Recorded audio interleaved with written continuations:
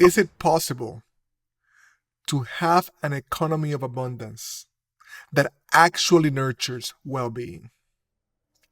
My friend Stephanie thinks so.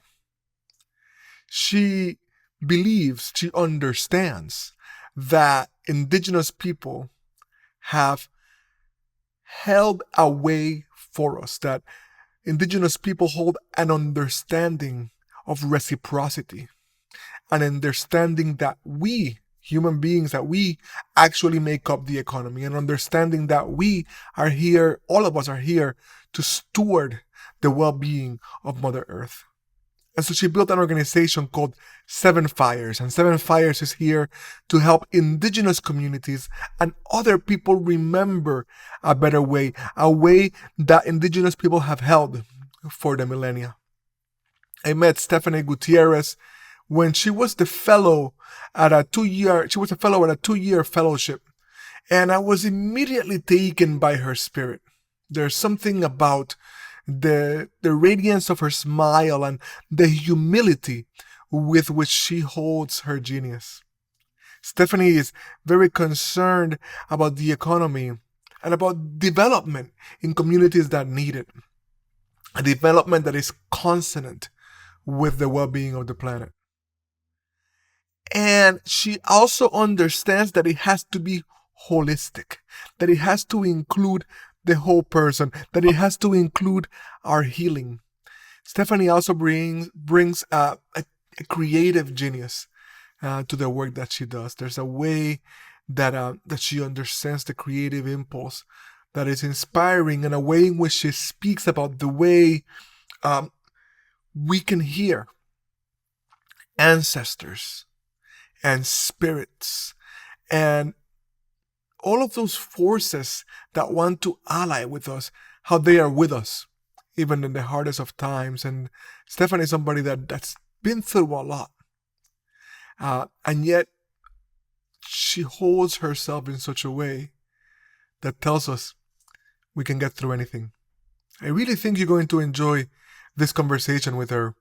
I feel like we get to a little bit of a slow start. We get caught in maybe some organizational talk in the beginning, but then the conversation picks up steam and we get really deep into those parts of the heart that really matter. Give it a shot and let me know what you think. My name is Gibran Rivera. If you don't know me, I am a guide and a teacher, a coach, a facilitator. And with this podcast, I'm inviting you into a conversation with remarkable people who are devoting their lives to the evolution of consciousness and culture. Enjoy. Stephanie, this conversation has been long in the making. I am so excited to be with you today. Thank you for saying yes. Thank you. Um, Thank you for the invite. yeah. Tell me where you find yourself right now. Where are you calling in from? I'm calling in from the land of the Osage in the state of Missouri. I live in a small rural community called New Haven, and it's population 2,000 rural farm community. Beautiful. And is that the land that you come from? No, no. Well, I was born in Denver, Okay. um, and my father was from Missouri, and my mother was from South Dakota, from the Pine Ridge Reservation. So I call that home. Got it. So yeah, ended up in Denver through. I always tell people that my life experience can be based on a lot of federal policy. My mom Right. went to Denver in relocation and met my dad there on his way home from just getting out of the Vietnam War, or the Korean War. Wow. Well, it's an interesting thing, and it's very, very different, but still a point in common that Puerto Ricans and Native Americans, Indians have, which is all of these federal policies made for you, and you don't really have a clear say in it. It's a very strange thing to be colonized in that way ongoingly. Yes. Yeah. And I Yes. know that so much of your work is focused on decolonization, and I want to talk about it. I want to talk about Seven Fires. I want to talk about Hope Nation. I want to talk about you as an art maker. I want to talk about all of those things. Um, but I want to start. Well, maybe a quick mention of how you and I came into relationship. You were a fellow with what their organization, what that was at the time called Bali, the Business Alliance for Local Living Economies, and I was privileged to be facilitating that fellowship. And I know that I actually was through that fellowship that I met Tuesday and entered into relationship with Tuesday, who's the woman I'm going to marry. So you've been part of a pretty important moment in my life, a witness uh, to this undercurrent. Just to name that, and it's good to see you laugh because I'm sure it was more obvious to people than we were aware of. But let's talk about you instead. um, um, One question I like to start with, Stephanie, is a question about belief. I like to ask my guests to share an experience of changing their mind, an experience of having held a belief very passionately, very tightly, maybe identifying with it, and either completely letting go of it or at least holding it more loosely. And I do this because I'm trying to interview, be in conversation with people who I believe are devoting their lives to the evolution of consciousness and culture, true evolutionary leaders. And I see you as one of those people. And I think it's so important in this age of when people are just doubling down on their ideologies for us to understand that we have to change our minds to get where we've got to go, that there has to be an openness to growth, and that changing our minds, shifting our beliefs is essential. And I'd love to know how leaders like you have done that. So I'm wondering if you have an example. Yeah, definitely. I think while you were speaking, one of the first things that comes to mind is, we grow up um, often, I grew up Catholic, grew up in very structured systems that, sort of told me what I was going to do, where I was going to be as a woman, Right. as a mother, in my career and education. It pushed to dictate that. And although it may have done it in a way to help or to provide, um, you then had society backing that. And, there were times where, I knew what I was supposed to do. And and I would get myself into situations, marriages, relationships, jobs, and I'd always come back to the point of like, but this isn't what I really want to do. And I think the belief that I can do something else, that I have choice, that I dictate those choices, that I actually can agree, disagree, um, and sometimes still hold space for those things, but create it and allow it to be part of my own ecosystem that I want to create. Letting go of some things completely and letting go of parts of things, but the understanding that I get to make it what I want. I get to make Mm, my life, you know, my beliefs and my admiration for things, my even down to hobbies, even down to, that I get to decide that. mhm. Um, even how I use a degree, how I use my MSW, how I and that and you'll hear, we'll talk about this, but how I see the economy and myself, we as part of an economy, even that. Yeah. that we always have choice. That's that's so good. That's so good. It's like yeah, that seems like obviously a very life changing shift, right? To move from my job is to perform what has been handed down to me to my actually making a choice about what fits and doesn't fit in this life I'm creating for myself. It's very potent. And it is a good time. It is a good moment actually to jump right into this concern that you have um, with the economy and this work that you're doing around it and the vehicles that you're using to do it. And I ask it because I ask it now because to me it's so obvious that that the kind of economic system that we have, the extractive economic system that we have, has been sold to us as natural, right? Like that's been key in the defense of capitalism. There's been like two or three key things. It is materially most prosperous, right? Which in some ways could be true, but at the expense of generations to come. That it is natural, it aligns with human nature is a big part of the proposal, right? And that we just don't have anything better. Mhm. Those are like key tenets of like the it's like a faith, it's like a religion. These things cannot be questioned, and it seems to me like um, you are doing a great job at questioning that, and it makes sense given this shift that you're speaking of. So I would love to hear more. Yeah. So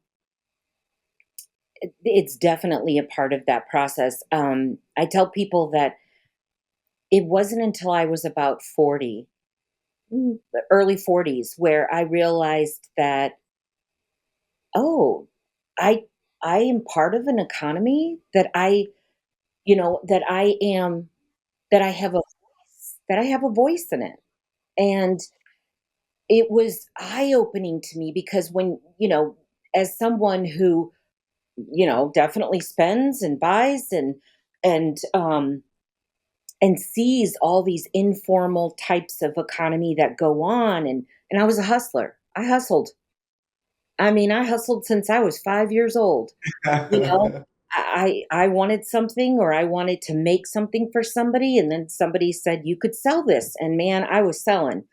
Um, I remember going to school, selling barrettes, writing, drawing flowers on it and writing names and selling them. But I didn't realize that I had an part of or an impact on an economy, a small economy, a big economy, the world economy. And so many of us don't. So many of us, like you said, live from the perspective that it's put upon us and this is just how it is. And now figure it out how you're going to play in it. But here's what we encourage: spend, spend, spend, buy, buy, buy, think about yourself, Uh-huh. and let the powers that be handle the rest. And I think my biggest eye opener was in Bali Uh-huh. when I was in the fellowship and realizing, wow, how many of us are not encouraged, um, made a part of, allow our voices aren't allowed in those spaces because for a million reasons. Your color, your gender, your beliefs, you're not educated enough, you didn't graduate from this school, whatever. And it's this pushback that your voice doesn't matter. And that's where the power is. And just being a part of Bali introduced me that I wasn't alone.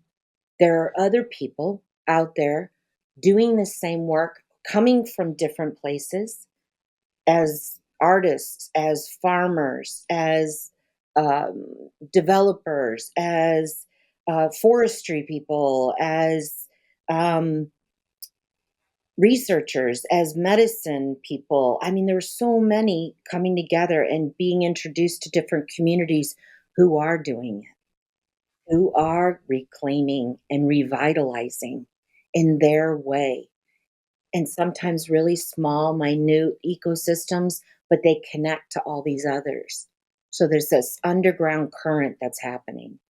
And, you've heard the restorative economy and these terms of creating new economy. And there isn't, what I found was that there's a lot of discussion and talk, but I wasn't finding the tools or like, what does that look like when I go back home and actually sit down and try to do this? Right. And so I was introduced to Democracy Collaborative Okay. when I worked at Thunder Valley CDC, Community Development Corporation, in Pine Ridge. And Okay. I went back home after my MSW and worked there. And I was the social enterprise manager. And I was introduced to the concept of community wealth building. And it was difficult. I won't lie, it was difficult in the beginning because, my brain only operated from what I was told Right. and shown.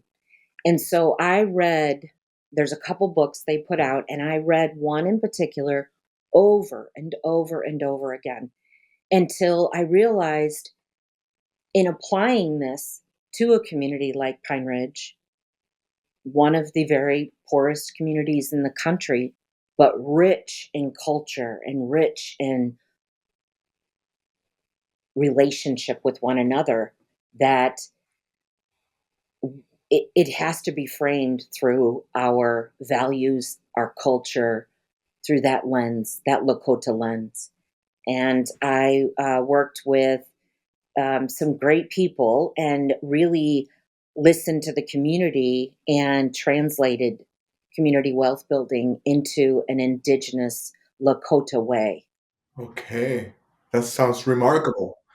That sounds remarkable. And it's okay. And so is that what Seven Fires is?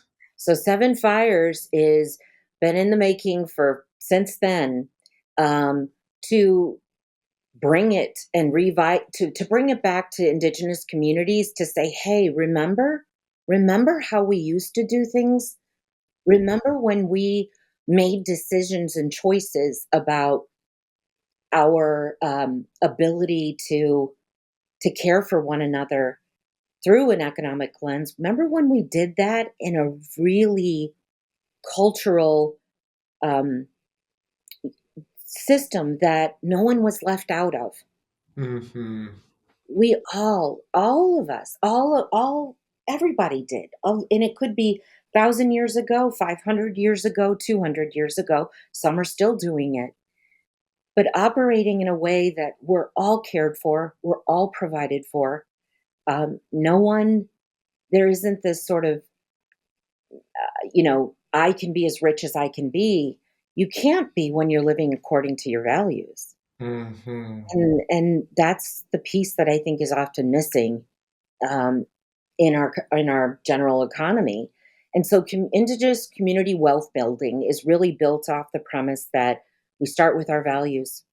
Okay. We hone in on those and actually not just state them, but sit and really understand what it looks like, what we want it to be, and where are those elements active right now? Where do we see them?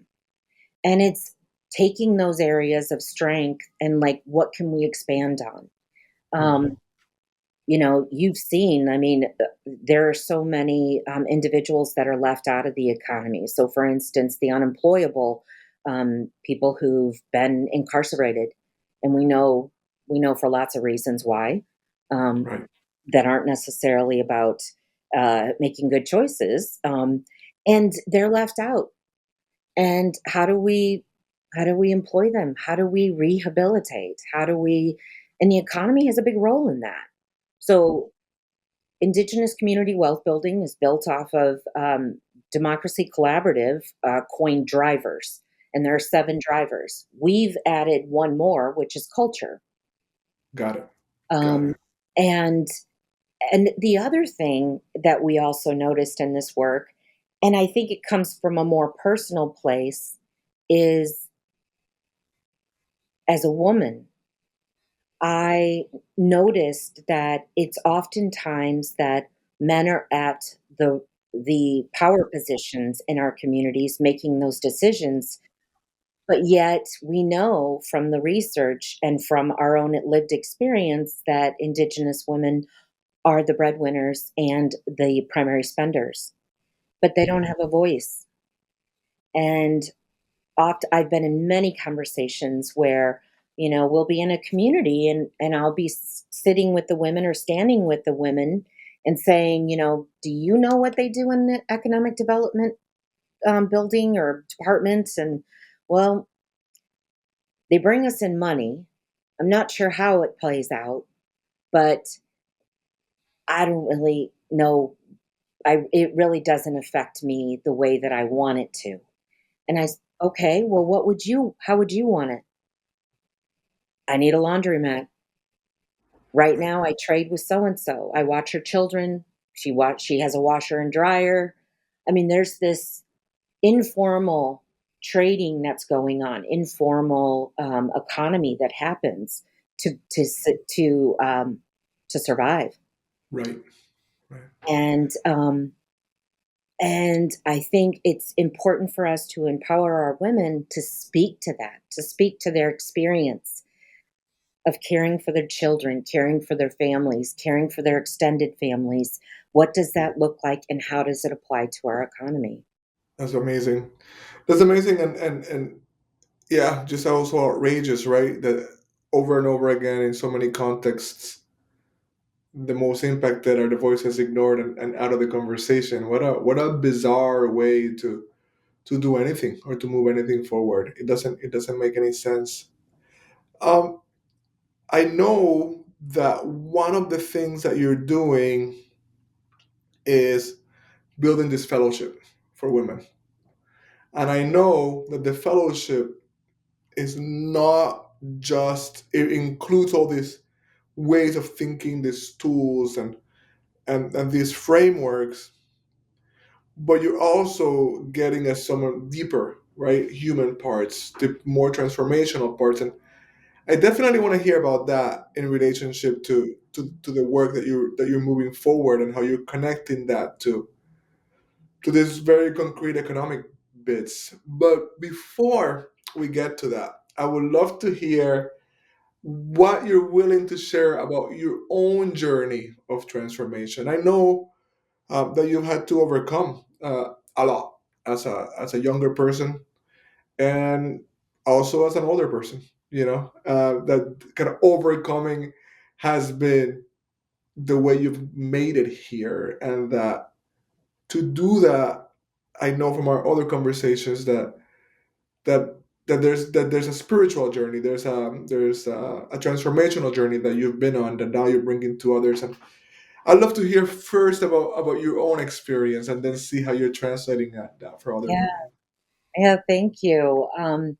Yeah, I can't often, I mean, so like you said, so much of my work leads back to who I am, and it's purpose driven work. And the purpose comes out of yeah, I grew up in the child welfare system, was a foster child, lived in an orphanage, what they called it, for the first, from the age of 5 to 9, and then moved into a foster home and aged out at 18.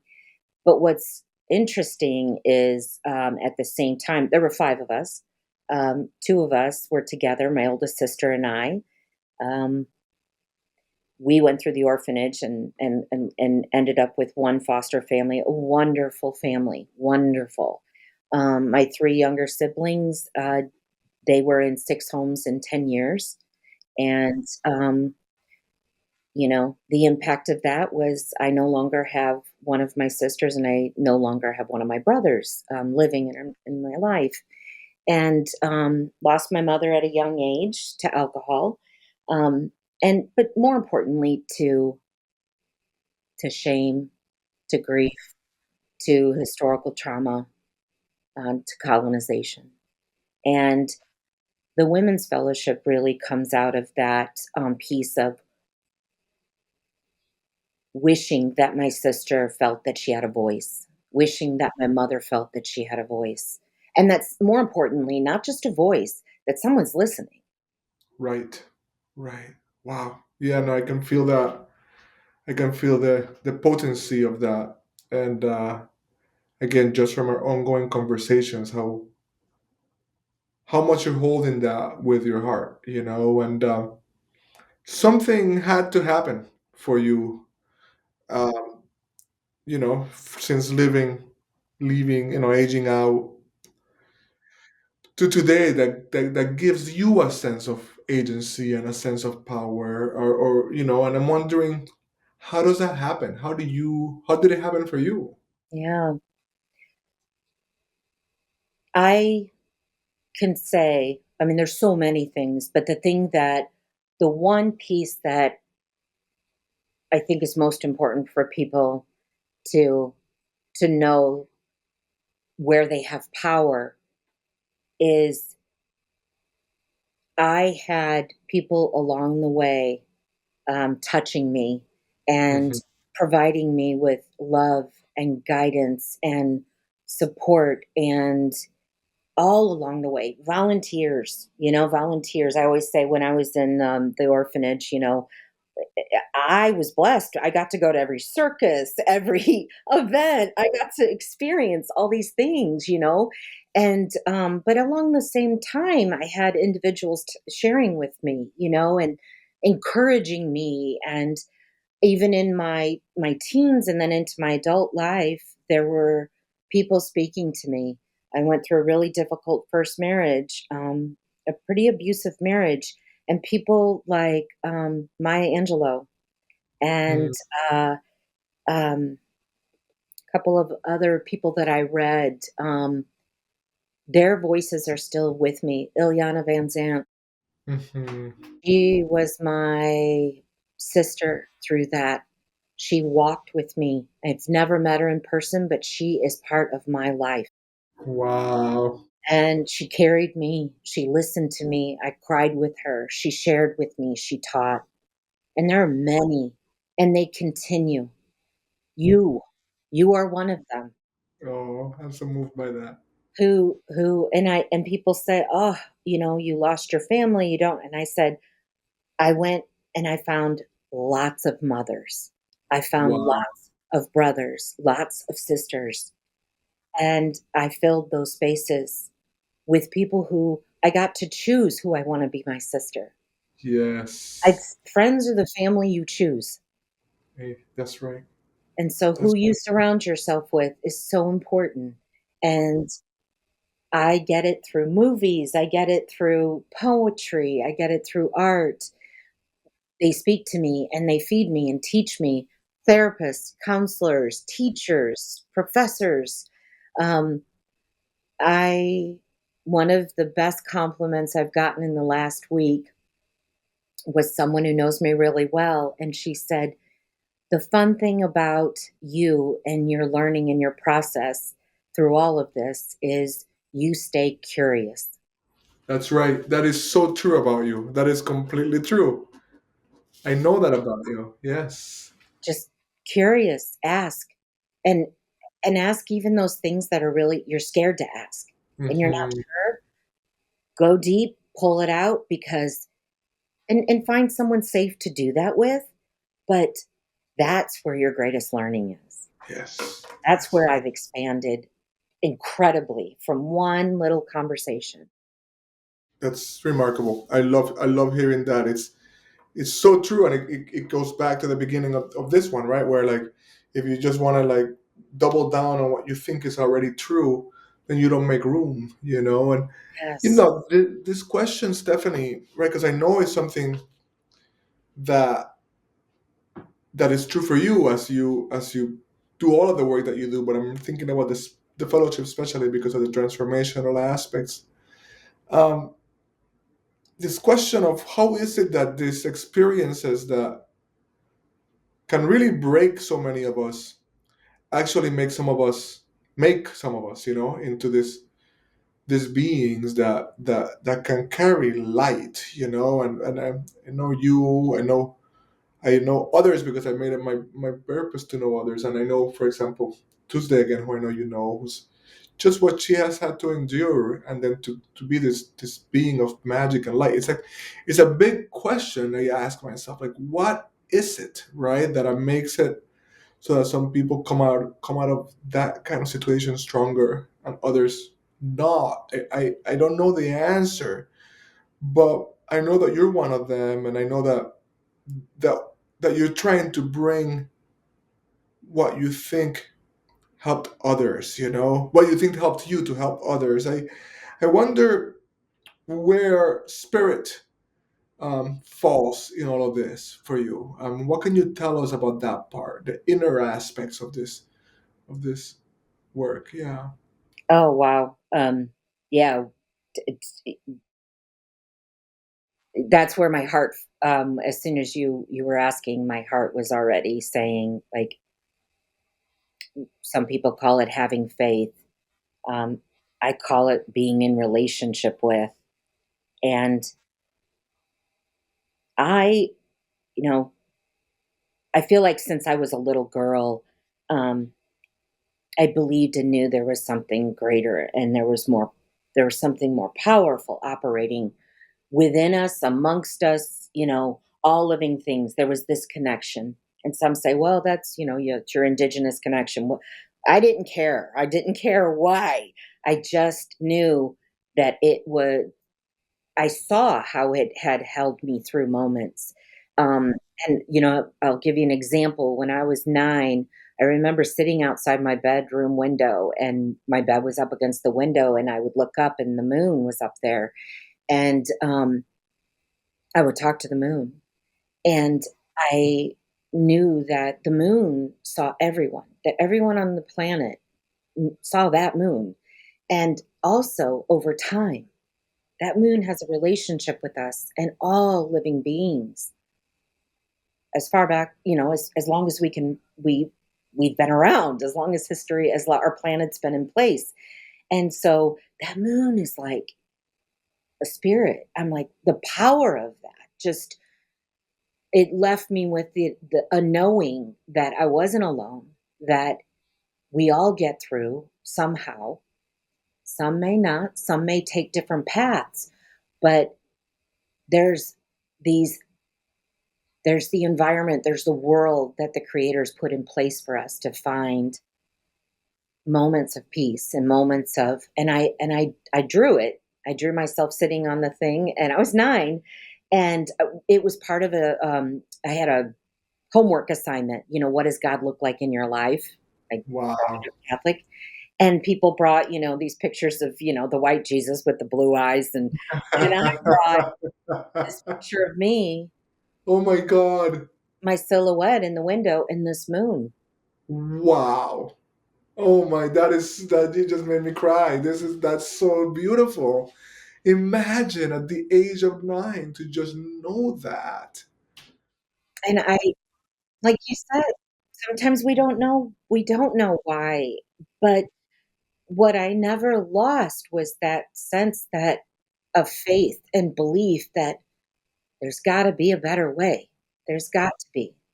And I've had moments where I've prayed, and I'm not, necessarily a Christian follower, or I believe in our Lakota spirituality, and I believe in lots of ways to do that, lots of modalities. And I remember thinking, um, calling in Jesus, calling in Buddha, calling them into the room and feeling Oof, I'm them just in feeling that right moments where I've gotta make a decision. I have to tell my husband I'm leaving, and calling them in, and I felt their presence in the room.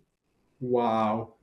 So that faith piece. The second one that's equally important is understanding the love relationship that you have with Creator. Hmm. That there's so much love there. And if you're born in the essence of that, the way we believe, we're born pure, we're born whole, we're born connected to spirit. Why wouldn't I love myself? Mm. And that was a journey. The self-love journey was a hard, long journey. Yeah. Yeah. And but the rewards of it have been phenomenal in my life. I wouldn't be sitting here had I not done the work. Yes. Do the work.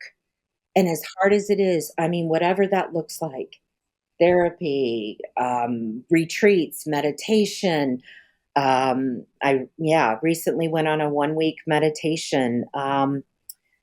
You know, medicines, Western and Eastern medicines, um, your own spirituality, your own culture. There are so many ways to learn to love yourself. Yes. So many ways. Yes. And Yes. use your creativity. And don't tell me you're not creative. Everybody's creative. And use your creativity, find it, and don't worry about what people think about it. Just do it because in Yes. the end, you're the one who goes to bed at night with you, and you have to go to bed peaceful and happy. So so do what you need to do. Yeah. That's so beautiful.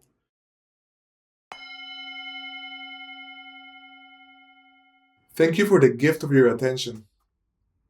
If there's something here that resonates for you, something that feels true and good, think about a friend that you could share it with. We curate for each other, and that's the only way the good stuff spreads. A couple of threads to pull on here. I do want to say from my capacity as in my work as somebody that helps people heal, it always befuddles me, it strikes me that one of the reactions that people who have been hurt, especially as children, one of the ways in which they make sense of it is by holding shame about something they actually have no guilt over, right? It's this very strange thing that our mind does. It says, I must be bad. It's almost like the only way you can imagine having any say. And and it's just interesting because the path to loving ourselves is like loving ourselves out of that, And I just wanted to say that to the listeners because the people are they're out there kind of holding this sometimes secrets deep in their hearts and thinking that something's wrong with them, and the only way is this path, and it takes, like you said, we need others to do it, and we need healing modalities, and we need faith and spirit, but the only way out is that one. So I just was moved to say that because it's good to hear somebody that's moving through it, that's on the other side of it. So something that one of the threads I want to pull on a couple, but one of the threads from what you said that I found so powerful from the beginning of this part of the conversation is faith as being in relationship with the mystery or the creator, right? And then again, understanding that relationship to be one of love. Um, and um, there's something, and tell me if I'm wrong here, but I don't think I am, about indigenous ways that it's all about relationship, right? It's like we are related, we are in relationship with the earth, we are in relationship with the moon, like you have said. There's a centrality of the interconnectedness of it all that is central to the medicine that indigenous people are carrying, to the understanding of what it means to be a human being, and I wonder what more light can you bring to that. Mm, yeah, as a Lakota woman, um, as a Lakota, we say "mitaki oyasan," which means all my relations, and it means we have a responsibility too. We love each other, but we have a responsibility to one another, and we also have reciprocity. There's the 4 R's: reciprocity, responsibility, respect, and there's another one. I often forget these. But it's the idea that there's this mutuality between us. And, someone who has gone through trauma or has lived in dysfunctional relationships, that can be very challenging because Sometimes we have to separate ourselves in those relationships physically. We have to detach, but it doesn't mean that we don't love them. It doesn't Right. mean that we don't have a responsibility to do what we can.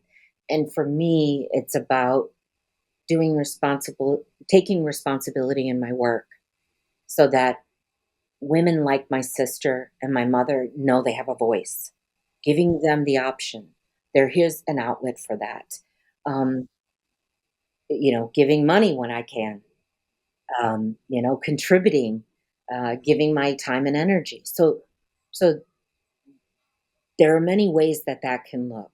And I also think that for me, that belief has deepened so much more to even like microcosm levels.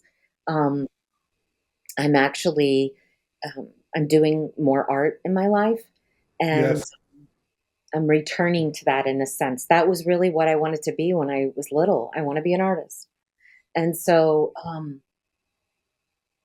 my art is mixed media, and so pulling pieces together, and collaging and building and um, assembling things, and I'm noticing even little things now, and realizing like they have power in themselves, and that they're especially with living things. Um, but pulling in those pieces into my art, that art isn't just about something beautiful to see, but it's also an expression of who we are, and we're we can do a lot of healing in that work. Yes. But we can find the connection to little things that we didn't realize that we had, like the moon. I had I had a connection there. Um, but even in plants, and noticing the beauty of them, and not just learning our traditional knowledge about them, but the ways that they've evolved and that they Hmm. are serving us now. I have a friend who's Osage. He's part of Seven Fires. He's our program manager for the Indigenous Community Wealth Building. In fact, I have a stack here of things that he's canned and he's harvested, he's foraged, and he's teaching me about Missouri foraging. Um, but not just like what they taste good, but more importantly, what place they serve. Because we all are here for a reason to serve. What's theirs? And learning that. Yeah. Yeah, this is great. This is great, and I'm glad you mentioned your art again, and I mentioned it at the top of the call. I wasn't gonna let this finish without that. And you also mentioned it came back up, when you mentioned the 9-year-old girl and the drawing with the moon. So it's obviously been an expression.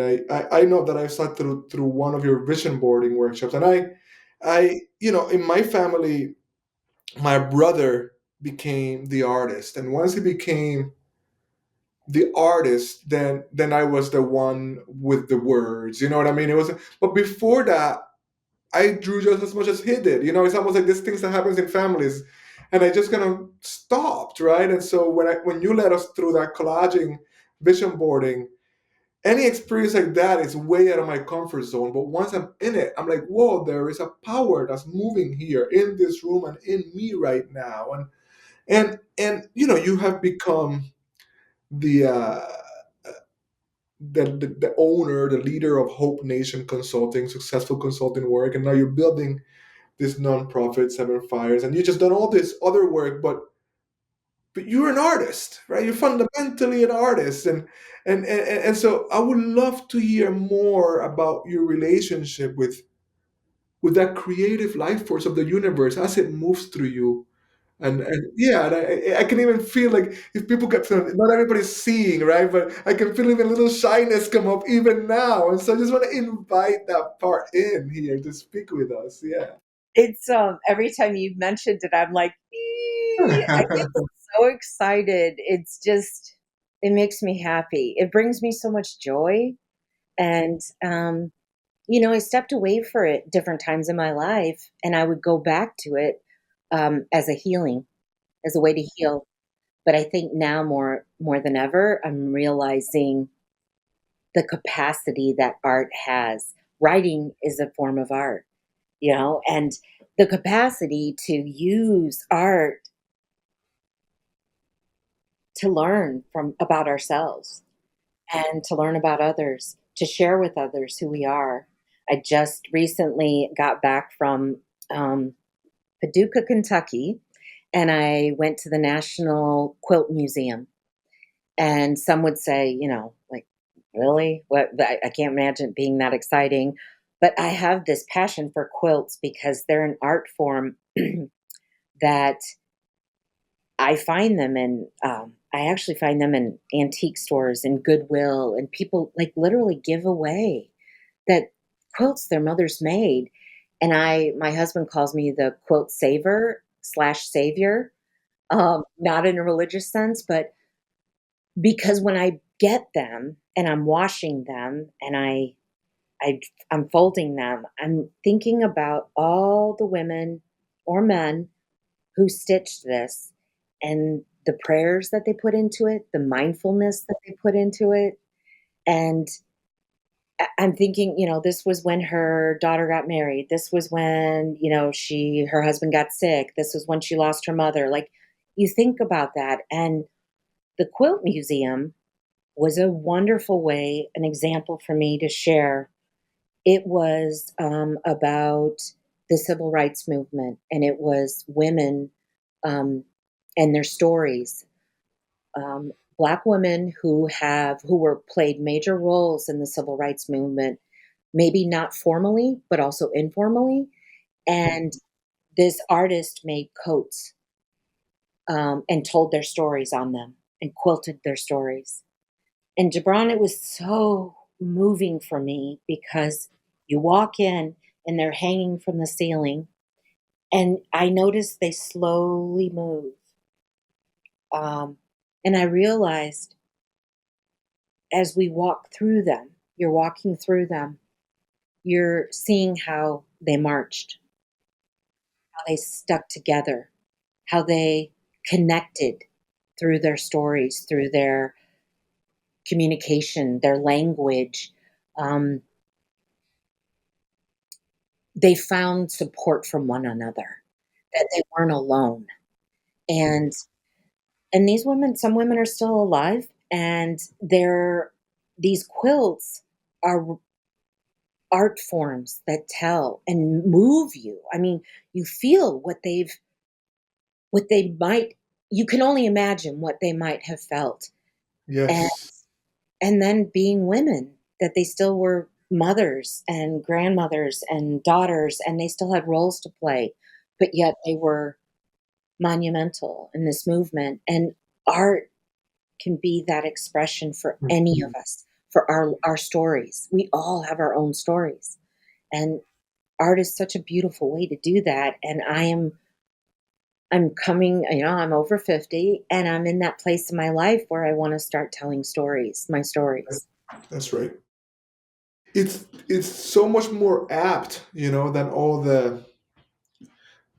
of the kind of heady knowledge that is centered right in Western kind of settler culture, right? It's like all from the head up, and it disconnects us from everything that matters. And art opens us up, because it just catches us sideways. I always say, like, for me, an example that I use often is the because I've done a lot of work at the intersection of arts and social justice, right? And so there's this beautiful shirt uh, of a butterfly that Fabiana Rodriguez painted, and it's a yellow bright shirt, and the monarch is gorgeous, it's striking.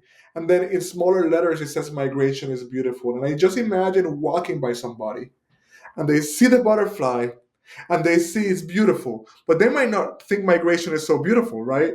But but but they've been moved by the beauty, right, before they get the words, right? And so it opens you, it catches you by surprise in this way, right? Yes. Yeah, it's so powerful. Yes. Yes. And for those of us who um, still struggle with putting our voice out there, or some still struggle with the idea that their stories matter. Um, just play with it. Just start any way you can.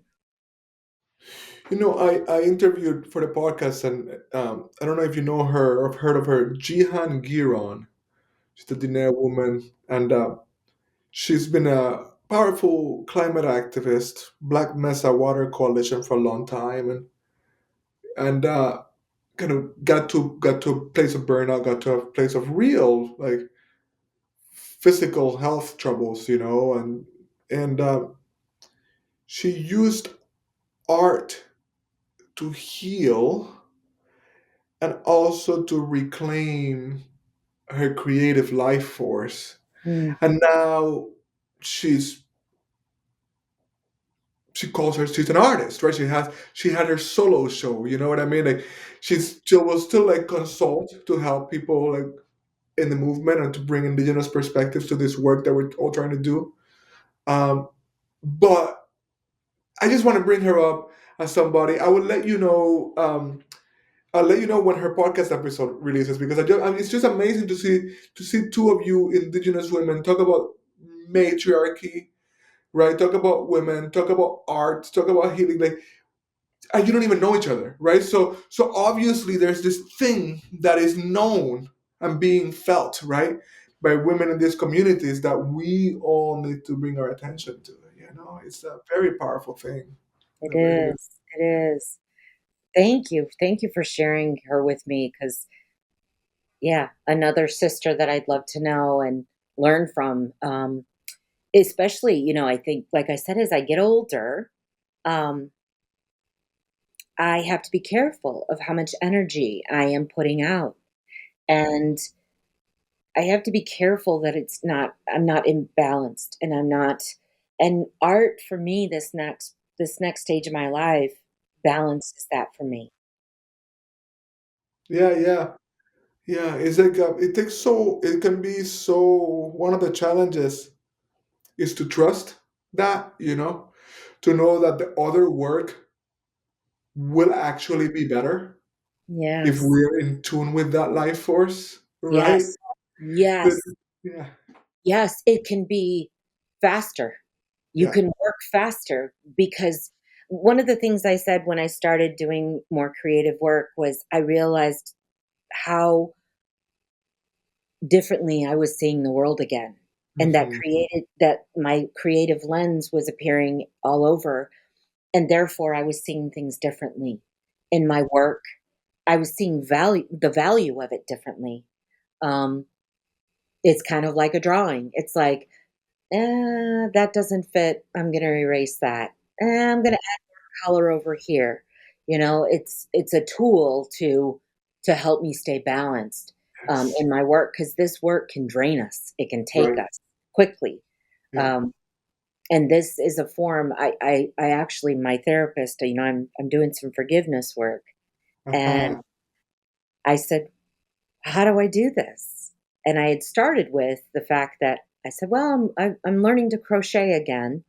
And I crocheted when I was 5. The nun, Sister Johanna at the orphanage, taught me.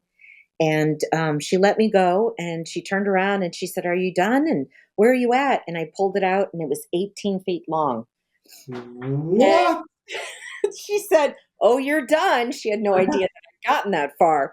So here I am as an adult again, learning it again. And she's telling me, I said, how do I do this? How do I forgive? And she said, crochet. Wow.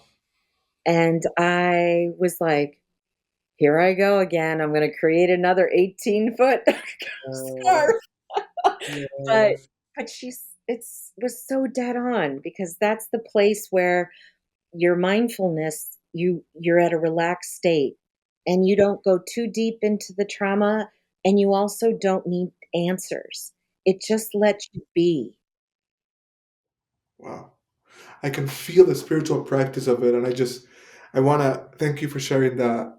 I could bring myself there, and I just want to commend you on the forgiveness work because it's another part that is essential to our healing. And I in the 12-step programs, we're taught that you actually can't be sober, truly sober, and hold resentment, you know?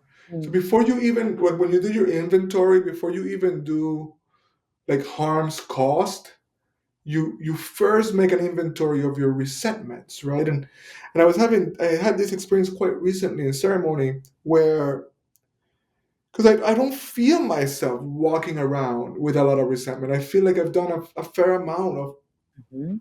of that part of the work. But in the ceremony, I discovered that I don't even know what the stories were, but that there was still resentment being lodged inside of me, right? And as and they were like in the vision, it was like blue threads, you know, and like each one would like come out, and the more of those threads would kind of be pulled out, the fuller and bigger and more generous of spirit I could be, you know. It was this really potent visual experience of resentments I didn't even know I had, you know. So that is such courageous work, and I'm just so grateful that you brought it in here along with some very specific tools for working with it. Are you going to bring art making into the fellowship or into other parts of the work that you're doing? Yeah, I'm actually working with a friend of mine and in creating a space, a mixed media sort of space where we'll do workshops and classes, but it will be with the center being healing and transformation. Ashe, Ashe. And Thank so, you. yeah, stay tuned. I'll be more information is coming out about that. But yes, definitely, there's such value in people just expressing, just like you said, even, I mean, the visions that you get. I mean, what a beautiful vision, the blue threads and the just that's art. Your mind is making art to tell you a story. And Yeah, yeah, that's so true. It's so true. It does make me wish I could replicate it, right? Because it's so clear in my mind's eye. I want to ask you a different question. I just want to say before I even ask that the generosity of your spirit and the truth of this art and this creative forces moving through you is really perceptible here and now, and it's just really clear when somebody's listening to their truest selves. One can feel it. I can feel it, and I trust our listeners can feel it too. So thank you for bringing that here. And I wish everybody could see the way you're glowing and smiling. Some people can see it on YouTube, but I wish people could see your face right now. Um, I wanted to ask you about, because there's something so much in what you've said about staying curious, staying open, right? Like there is a freshness, a newness um, that that you're open to, that you're looking for, open to different pathways that might not be from your tradition always, you know. What I also hear, like a very clear commitment to older ways and to things that we need to remember that others of us have forgotten, right? And that indigenous people have held and are holding. And so I wanted you to speak a little bit about how you hold that attention, right? Between that commitment to something that is older, like you said, 1,000 years ago, more, and to your continued openness to the new. How do you hold that? yeah, um, that used to be a real struggle. Hmm.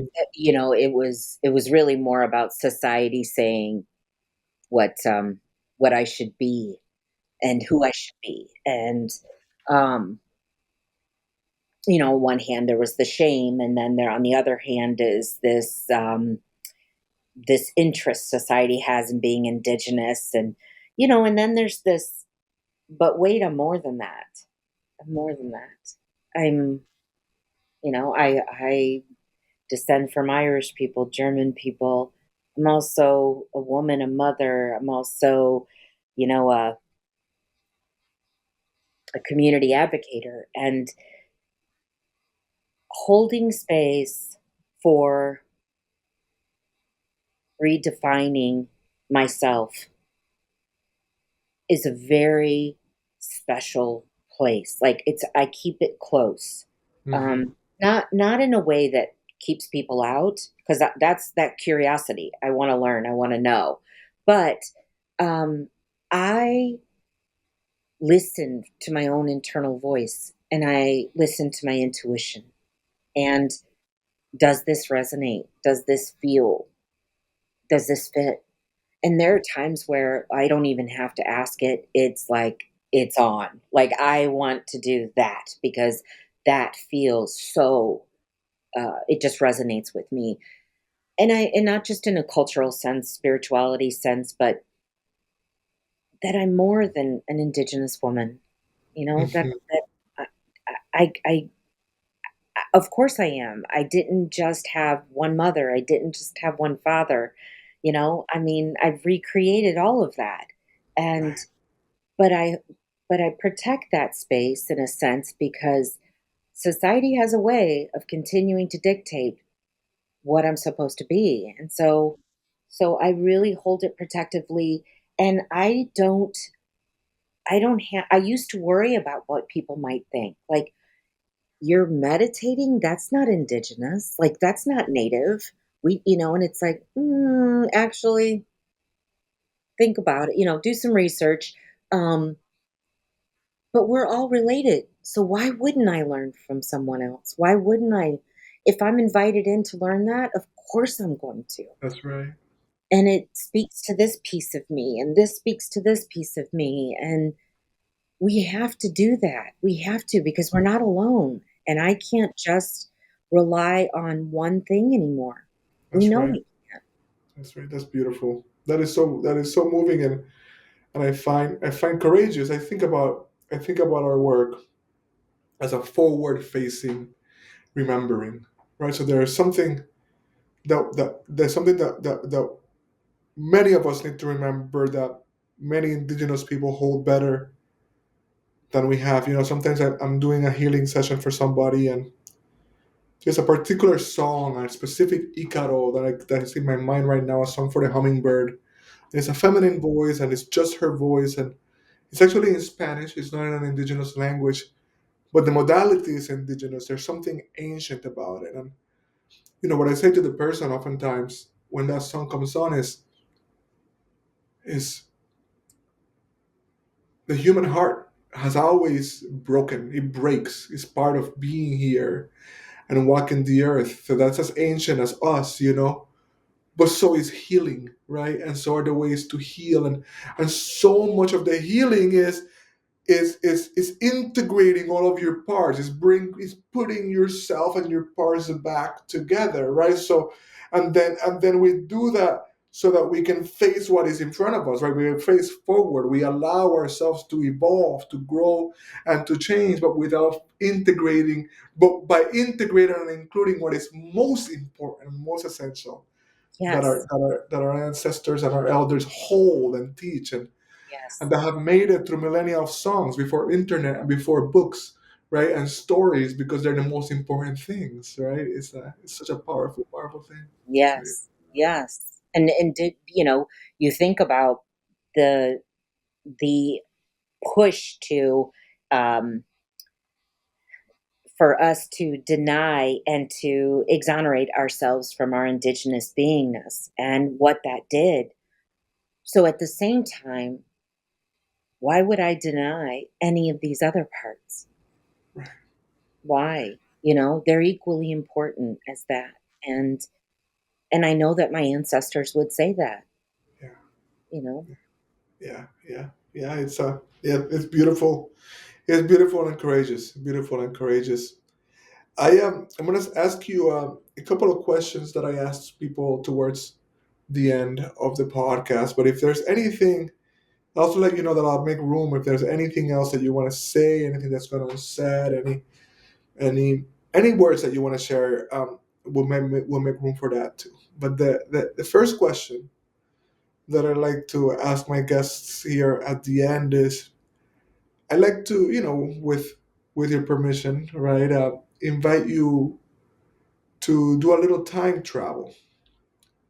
And in that time travel to move to just kind of leap ahead to 20 years from now and to meet yourself there. And a lot has happened, and a lot has changed. You've accomplished a lot of what you set out to accomplish, and some of it you haven't. Some of your spiritual work and spiritual attainments have developed, and some you're still working on. But you certainly have more wisdom, the wisdom of 20 more years, and of being committed to this path of liberation and transformation. And so the question for me is, if that lady, that Stephanie from the future could come back to this moment, what would she say to you and to us? What would she say? Hmm.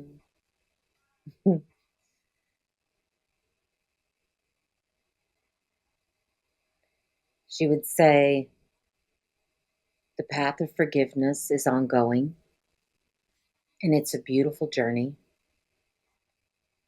That grief can be beautiful. Add color to your life Hmm. as much as you can. Add color. And that can look however it fits for you. And anything is possible. I can prove it to you. Ashe. Wow. Woof. I felt that. I'm feeling you. I'm feeling you. It's so beautiful. Thank you so much.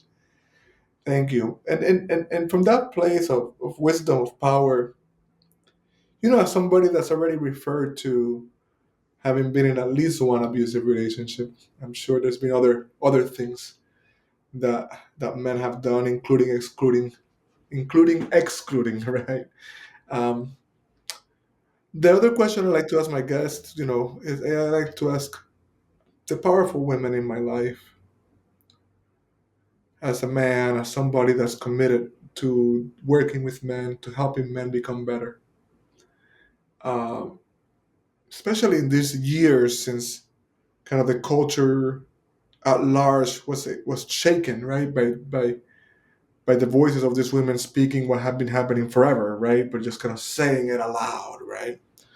So my question to you is, what should men do in my work with men, right? What should I bring to them? What would you share that you think we should know or do to be better, to show up as conscious men, right, rather than as toxic ones? Mm,